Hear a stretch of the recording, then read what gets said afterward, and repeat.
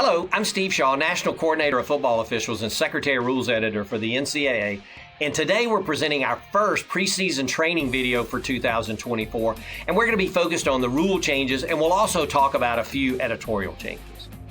Now, after a successful bowl season set of trials, the Rules Committee is introducing new technology into the game for the benefit of our coaches and players. The clock and the flow of the game continues to be a priority, and we're also introducing a 2-minute timeout into the game. The committee continues to have concern about the look of the players' uniforms, but potential changes were not approved by the Playing Rules Oversight Panel, so we'll have no changes from that perspective. But overall, the game is in great shape, and the changes this year we believe will be good for the game and good for player health and safety. So with that, let's get on into our rule changes. As mentioned, our first two rule changes focus on technology. Now, for FBS only in 2024, communications through the helmet will be permissive, and only one player on the field per team at a time with radio receiving capability is allowed. And this player will be identified by an unbranded green dot on the back middle line of the helmet.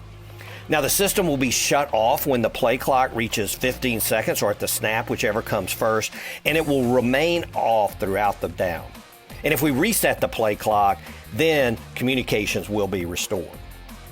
Now, we're not adding new pre-snap responsibility for officials because of this rule, but if we detect more than one green dot helmet per team on the field at the snap, the result is a live ball 5-yard equipment violation penalty. And this penalty will also initiate a conference review.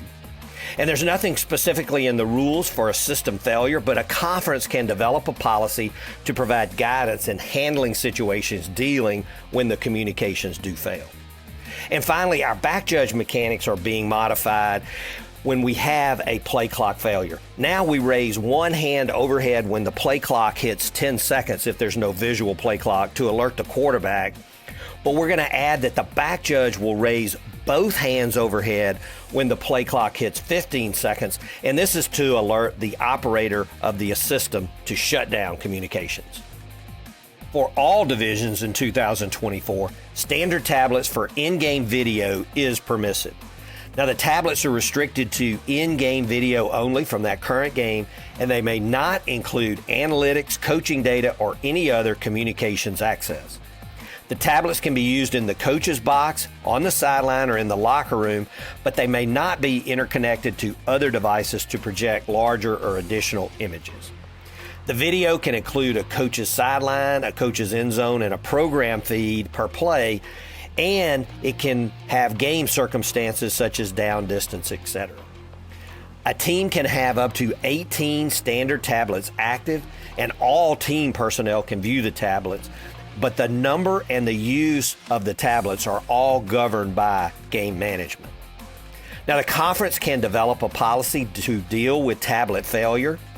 And finally, if any team personnel engages an official with a tablet to show or review video, an automatic unsportsmanlike conduct foul will result. And from our trial in our bowl season, we can see that here's an example of an automatic unsportsmanlike conduct foul. Here, an assistant coach is going to engage a game official with the tablet. He actually engages him twice. And so this is an example of the automatic unsportsmanlike conduct foul. The Rules Committee is introducing a 2-minute timeout, and this will help with game flow. It'll be a benefit to our broadcast partners, and will add a strategy component for our coaches. When the game clock is running and the ball is not live, the referee will stop the clock with exactly 2 minutes remaining in the second and fourth quarters for the 2-minute timeout. If the ball is live when the game clock reaches 2 minutes, play will continue, and the referee or covering official will stop the clock when the ball is declared dead for the 2-minute timeout. The broadcast partner will hold back at least one media timeout to coincide with the 2-minute timeout, and this is so we don't add an additional timeout to the game. The play clock will always be set to 25 seconds following the 2-minute timeout. And maybe most importantly, this change will synchronize all in-game timing rule changes to be effective anytime following the 2-minute timeout. Now, those 10 changes are our first down clock rule, a ball carrier, fumble or a backward pass being ruled out of bounds, Rule 343B penalty enforcement, and that's focused on fouls by the team ahead in the score. We have 4 10-second runoffs that will now all be implemented anytime following the 2-minute timeout. And then finally, our replay clock adjustments will only take place anytime following the 2-minute timeout. Our first down clock rule change introduced last year was really considered a success, and it improved overall game flow and modestly reduced the number of plays per game in the 4.5 to 5 play average per game.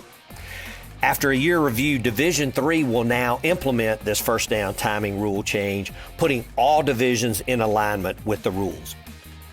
Conferences are now allowed by rule the option of implementing a collaborative instant replay review system. Through 2023, this was considered an experimental rule. The collaborative decision-making model must be in full compliance with Rule 12, and for consistency, it must follow the collaborative replay officiating standards that are now listed in Part 2 of the book in Section 16 and a part of the officiating standards.